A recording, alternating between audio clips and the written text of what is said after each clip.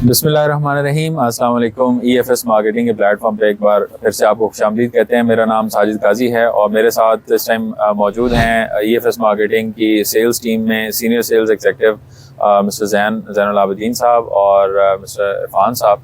और हम EFS marketing के प्लेटफॉर्म पे आपके पास हकीकत पर मबनी जो इन्फॉर्मेशन का सिलसिला लाते हैं। इससे पहले आप सिर्फ मुझे देखते हैं इस चैनल के ऊपर और मैं बहुत सारी अपडेट्स आपके सामने लेकर आता हूँ, लेकिन आज इस सेगमेंट को स्टार्ट करने का मकसद ये है कि इसमें हम थोड़ा सा क्वेश्चन आंसर्स का सेशन जो है वो करेंगे और इसमें जो आपके फ्रीक्वेंटली आस्क्ड क्वेश्चंस हैं उनके ऊपर जो है वो हम एक डिबेट करेंगे, बहस करेंगे, ताकि आपको बेहतर से बेहतर इन्फॉर्मेशन मज़ीद बेहतर तरीके से जो है वो हम प्रोवाइड कर सकें।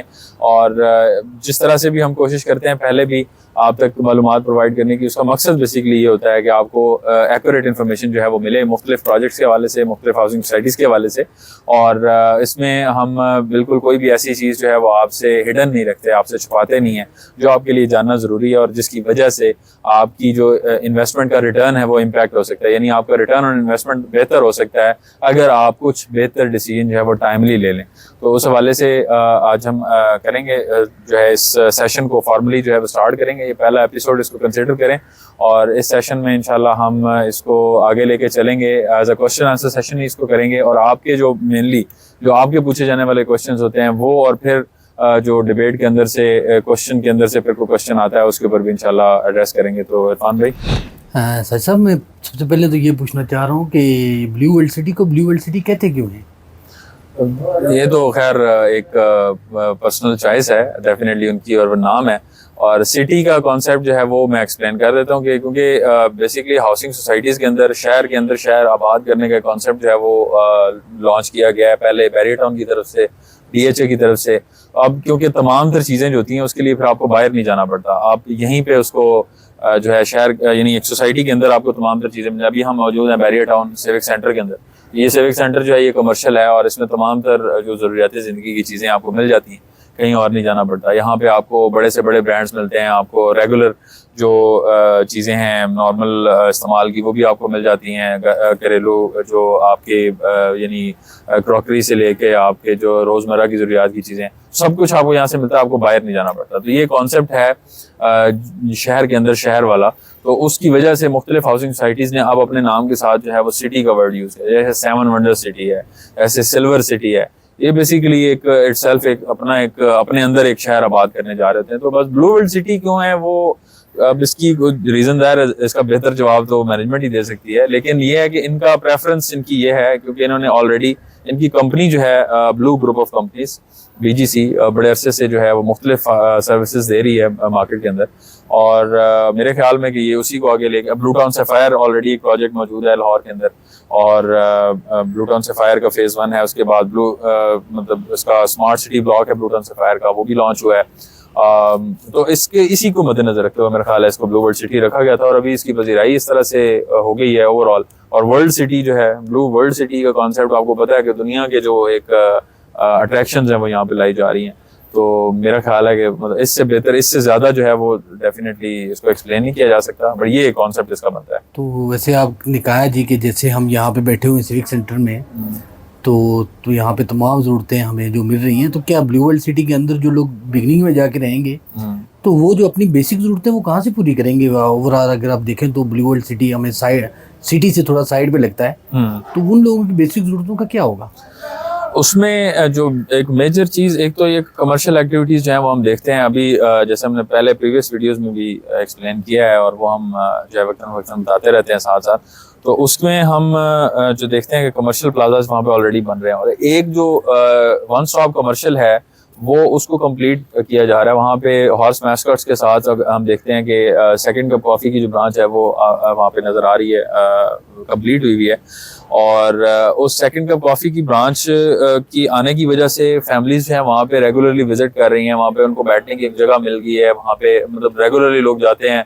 इवनिंग टाइम पे वहाँ पे बड़ा अच्छा रश होता है, एक पार्क वहाँ पे मौजूद है और ज़रूरियाती ज़िंदगी की जो अशिया है उनके हवाले से एक वन स्टॉप कमर्शियल जो बन रहा है, वहाँ पे तमाम तर चीज़ें जो हैं वो एक छत के नीचे प्रोवाइड की जाएंगी और सोसाइटी की तरफ से। ये पहली अभी एक अटेम्प्ट है। उसके बाद बाकी चीज़ें जैसे जैसे आबादी होती है लोग खुद से उसको लेके आते हैं, तो एनकरेज किया जा रहा है, कंस्ट्रक्शन को एनकरेज किया जा रहा है, बहुत सारे जो लेवरेजेस हैं उसमें दी जा रही हैं और उसमें डेवलपमेंट चार्जेस के हवाले से बहुत सारे क्वेश्चंस आते हैं। तो उसमें अभी तक तो ये किया जा रहा है कि जो लोग भी कंस्ट्रक्शन के अंदर आ रहे हैं उनको बड़ा अच्छा रिलीफ जो है किसी न किसी तरह से वो दिया जा रहा है। तो डेवलपमेंट चार्जेस अगर ले रही है सोसाइटी, अनाउंस किया हुआ है सोसाइटी ने, तो उसके अंदर एक रिलीफ मौजूद है। तो ये रिलीफ जो है ये सबसे ज्यादा जो इस्तेमाल करेगा ये इन्वेस्टर इस्तेमाल करेगा जो कमर्शियल के ऊपर डेवलपमेंट करना चाह रहा है। तो अच्छा, अब अवेलेबिलिटी ऑफ लैंड जो है इस हवाले से वो बड़ा मैटर करती है कि कमर्शियल के लिए कोई चीज़ रखी गई है या नहीं रखी गई।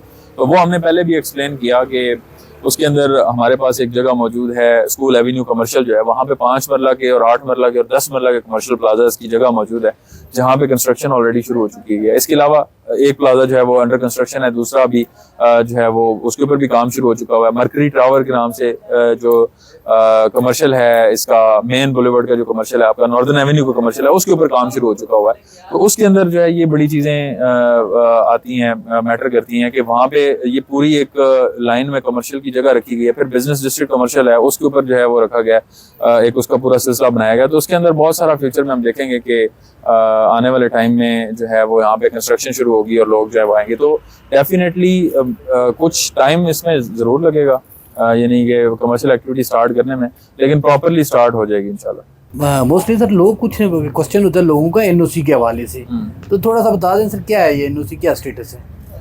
एनओसी इसका सबसे पहले ये 2018 अक्टूबर में जो है वो डिस्ट्रिक्ट काउंसिल की तरफ से ब्लू वर्ल्ड सिटी को एक एनओसी दिया गया था। और उसके बाद से जो एक डेवलपमेंट का काम जो है ब्लू वर्ल्ड सिटी में साइट पे शुरू किया गया, वो हम देखते हैं कि बड़ी स्पीड में काम हुआ, बहुत सारी चीज़ें डेवलप हुई और अभी हमारे सामने एक पूरा एक शहर आबाद होने जो जा रहा है। उसका एक बेसिक जो ढांचा है वो हमें वहाँ पे नज़र आता है। उसका जो ओवरसीज ब्लॉक है, जनरल ब्लॉक है, स्पोर्ट्स वैली के ऊपर काम होता हुआ हमें नज़र आता है मुख्तलिफ सेक्टर्स में, मुख्तलिफ ब्लॉक्स के अंदर।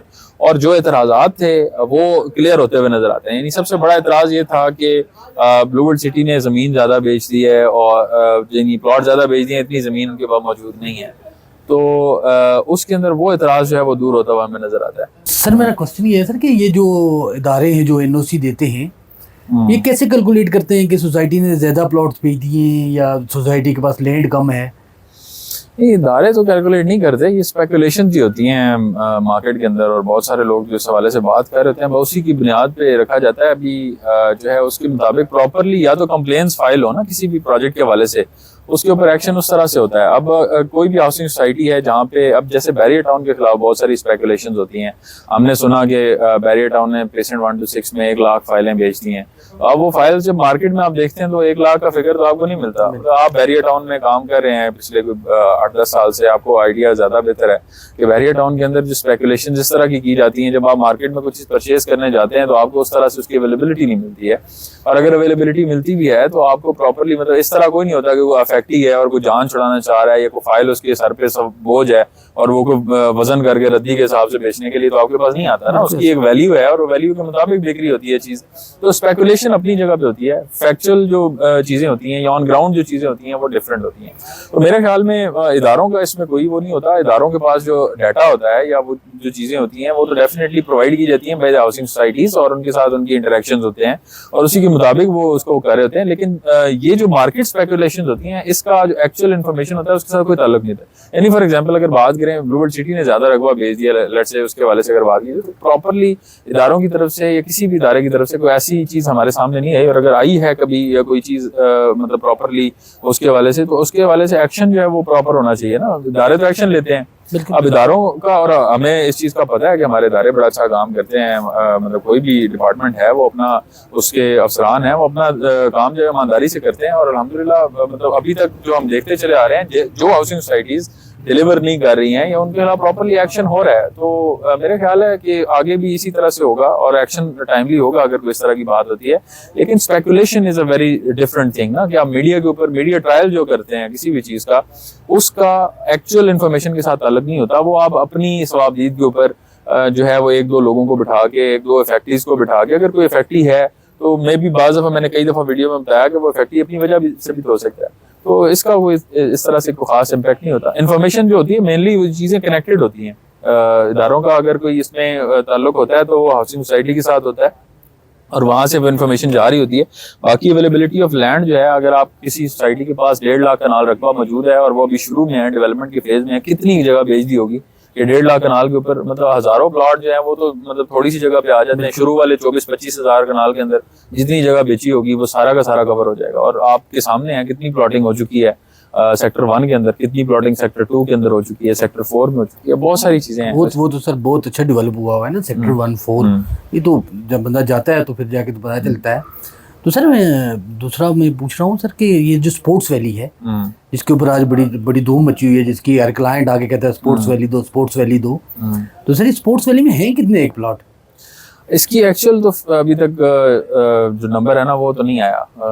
उसमें ये होता है कि वो प्रॉपरली उसकी जब बैलेटिंग करीब आती है या बैलेटिंग हो जाती है तो उसके बाद एक्चुअल फिगर आता है। लेकिन बैलेटिंग करीब आ जाए तो एक मैप जो है वो आ जाता है जिसके ऊपर कुछ ना कुछ मार्क किया जाए। जैसे वाटर फ्रंट के हवाले से हमें जो है वो सोसाइटी ने क्लियरली आइडेंटिफाई कर दिया था कि इतने प्लॉट्स हैं होंगे, 4400 प्लॉट्स हैं वो टोटल होंगे वाटर फ्रंट डिस्ट्रिक्ट में। लेकिन स्पोर्ट्स वैली के हवाले से ऐसा कुछ सामने नहीं आया। तो स्पेकुलेशन जो है वो हम आपको पता है ना इस चैनल पे हम वो करते हैं बात, और ना हम आगे करेंगे कि इतने प्लॉट्स होंगे। लेकिन जो टोटल एरिया जो बताया गया वो 8000 कनाल का रकबा जो है वो बताया गया, और 8000 कनाल के ऊपर जो है वो ये स्पोर्ट्स वैली का पूरा सेटअप जो है वो बनने जा रहा है। अब इस सेटअप के अंदर सिनेरियो इस तरह से होता है कि आप जब इसका देखते हैं तो 1200 कनाल के ऊपर तो इसका स्टेडियम है, और उस 1200 कनाल के सराउंडिंग में कमर्शियल एरिया है, हाई राइज कमर्शियल है, स्काई स्क्रैपर्स हैं प्रॉपरली, यानी कि मतलब 30+ स्टोरीज जो है वो स्काई स्क्रैपर्स यहाँ पे बनेंगे।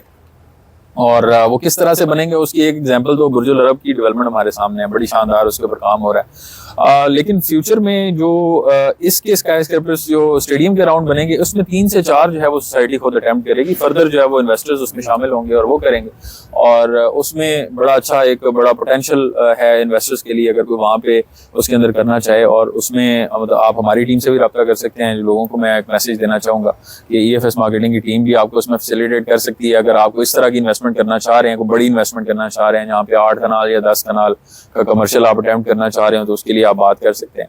फर्दर जो है वो सोसाइटी खुद भी, उनके साथ भी बहुत सारे इन्वेस्टर्स जो हैं वो अटैच होते हैं, कुछ हमारे साथ अटैच होते हैं, मुख्तलिफ कंपनीज हैं उनके साथ अटैच होते हैं। तो मुख्तलिफ इन्वेस्टर्स जो हैं उसको अटेम्प्ट करेंगे इंशाल्लाह, क्योंकि एक ऐसी चीज बनने जा रही है जिसका फ्यूचर सिग्निफिकेंस बहुत बड़ी है।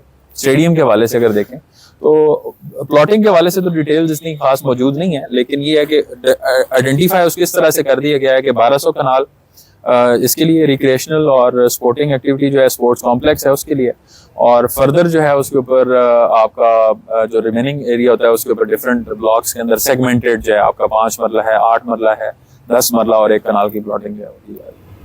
तो सर वैसे मोस्टली लोग ये भी पूछते हैं कि यार हम आज स्पोर्ट्स वैली लेते हैं तो हम 4 साल के बाद हमें क्या नफा मिलेगा?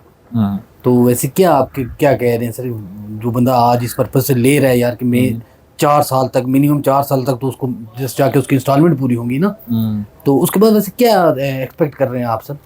अच्छा, 4 साल का जो पेमेंट प्लान है ये पेमेंट प्लान है फॉर द डाउन पेमेंट, और इंस्टॉलमेंट प्लान अगर आप चलाते हैं उसको आसान बनाने के लिए जो सोसाइटी ने ये प्लान जो है वो शेयर किया है। और आसान इस तरह से बनाने के लिए, लेट्स से कि फॉर एग्जांपल आपके पास कोई एक रकम मौजूद है 1.5 लाख की या 2 लाख की, आप एडवांस दे दें और फिर इंस्टॉलमेंट दें और 4 साल बाद आप वो ले लें। अब बाज़ चीज़ें ऐसी आ जाती हैं उसमें कि आप ऐसे टाइम पे आप जो है वो कनेक्ट होते हैं सोसाइटी के साथ जब बैलेटिंग अनाउंस हुई होती है और आने वाले टाइम में बहुत जल्दी कुरानदाजी में नंबर जो है वो लोकेट होने वाले होते हैं। तो उसमें फिर 50% का क्राइटेरिया अभी स्पोर्ट्स वैली में है, या 25% होता है, या 75% होता है, या 90% होता है। डिफरेंट क्राइटेरियाज होते हैं डिफरेंट ब्लॉक्स के अंदर, और डिफरेंट हाउसिंग प्रोजेक्ट्स से अपने अपने क्राइटेरियाज होते हैं बैलेटिंग में शामिल करने के।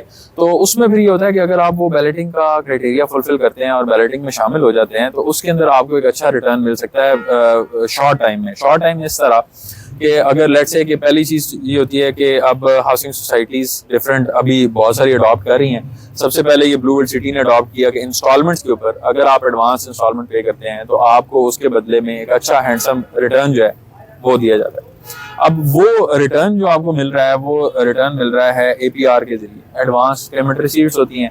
अब ये हम बहुत सारी मतलब जब आप राब्ता करते हैं, लोग हमारे पास आते हैं तो हम जो है एक्सप्लेन करते रहते हैं, लेकिन वीडियोस के अंदर भी हमने एक्सप्लेन कर दिया है इसको कि ये किस तरह से जो है वो होता है, डिस्काउंट किस तरह से होते हैं, या आप कैसे पॉसिबल होता है कि सोसाइटी ने 20 लाख दिया हुआ है रेट जो है आप जो है वो कम में दे रहे हैं, 1 लाख रुपए का डिस्काउंट है या 2 लाख रुपए का डिस्काउंट है या इतने का डिस्काउंट, वट एवर जो भी डिस्काउंट ऑफर हो रहे होते हैं, तो किस तरह से हो रहे होते हैं वो APRs होते हैं और वो भी सोसाइटी जो है वो एडवांस में पेमेंट्स लेने के लिए आपको इनकरेज करने के लिए, लेकिन आप इंस्टॉलमेंट्स एडवांस में पे करें, आपको उसके बदले में रिटर्न मिल जाता है। APR फॉर्म जो है वो लेट से उसकी मालियत 25,000 है तो उसकी एडजस्टमेंट 31,000 में होती है, तो 6,000 का मार्जिन जो है वो आपको मिल जाता है एक APR के साथ। तो इसको मल्टीप्लाई कर लें और आप थ्रू आउट इसको लेके चलें तो आपको पता चल जाता है कि आपको कितना डिस्काउंट जो है वो मिल जाता है, 50% तक आप क्लियर कर सकते हैं। अब जहां तक बात है रिटर्न्स की, तो पहला रिटर्न तो आपको ये है कि ये जो डिस्काउंट आप लेंगे ये आपका प्रॉफिट है और ये आपने रिकवर करना है राइट अवे। जब आपका नंबर लग जाएगा तो आप मार्केट में बहुत सारी ऐसी फाइल्स जो नंबर के बगैर मौजूद होती हैं उनसे आपकी फाइल के बेहतर वैल्यू होती है। उसके पीछे कुछ है, एक पूरा प्लॉट है उसके पीछे जो आपको डिलीवर होना है, और एक फाइल है जिसका एक पूरा सिस्टम है जो आपने इंस्टॉलमेंट चलानी है और बाद में नंबर लगेगा। तो एक चीज है जिसके पीछे कुछ भी नहीं है अभी, वो एक जस्ट पीस ऑफ पेपर है, एक इंस्टॉलमेंट प्लान है, एक उम्मीद है, एक आस है उसकी वैल्यू में, और एक जो है पीछे एक जमीन का पूरा एक टुकड़ा जो असाइन हो चुका है उसको, तो उसमें फर्क होता है।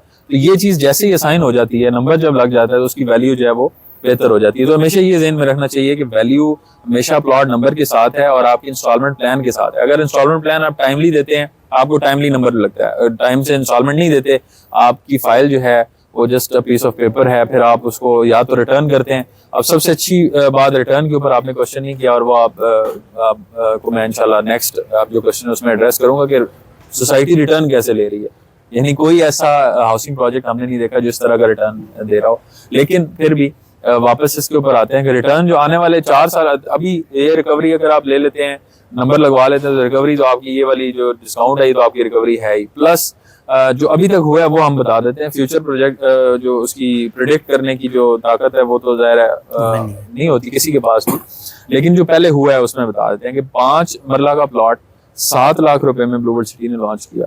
आज उसकी वैल्यू 20 से 24 लाख है सेक्टर 1 के अंदर वही प्लॉट। अच्छा। और बहुत सारे लोग जो हैं जिन्होंने वहाँ पे वो प्लॉट लिया हुआ है वो इसके गवाह मौजूद हैं, वहाँ पे उनको पोजेशन ऑफर हो रही है, पोजेशन लेटर के लिए वो अप्लाई कर सकते हैं, और उनके पास इस टाइम पे वहाँ पे बहुत सारे लोगों ने घर भी बनाना शुरू कर दिया है।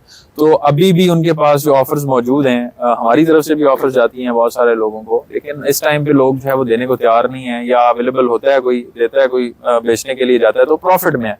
और उसका प्रॉफिट अगर कैलकुलेट करें तो 20 लाख अगर देखें कम से कम, तो 7 लाख से 20 लाख का डिफरेंस जो है ये मल्टीप्लाई बाय 3 का डिफरेंस है। आप अभी कैलकुलेशन कर लें मल्टीप्लाई बाय 2 के साथ, तो 20 लाख वाला प्लॉट आपका अगर 40 लाख का भी हो तो रिटर्न एक बहुत अच्छा रिटर्न है।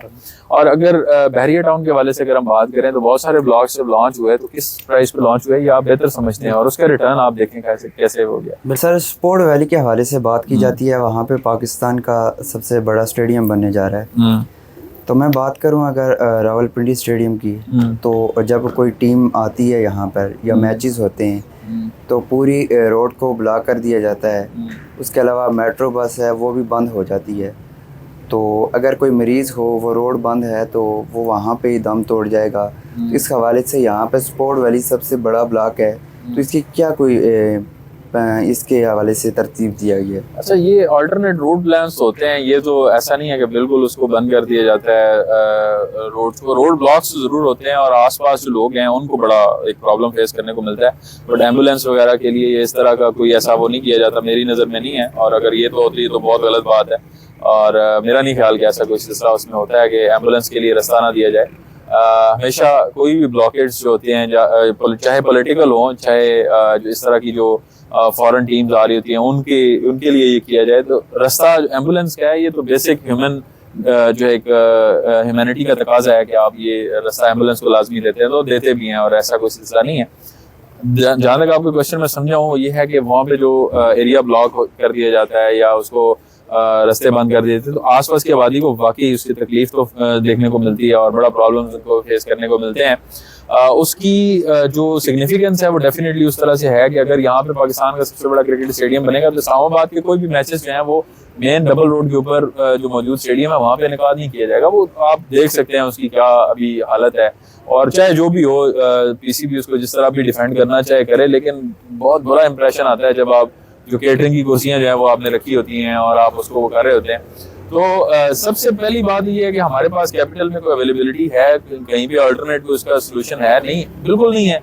पीसीबी के अंडर जो एक ही स्टेडियम मौजूद है वहाँ पे ही क्रिकेट मैचेस होने हैं, पहले भी वहीं पे होते हैं, अब भी वहीं पे होते हैं। तो इंफ्रास्ट्रक्चर जो है, जो अवेलेबल जो सहूलियात होती हैं वो सारी कुछ एक ही जगह पे मौजूद हैं तो डेफिनेटली वहीं पे होंगे ना।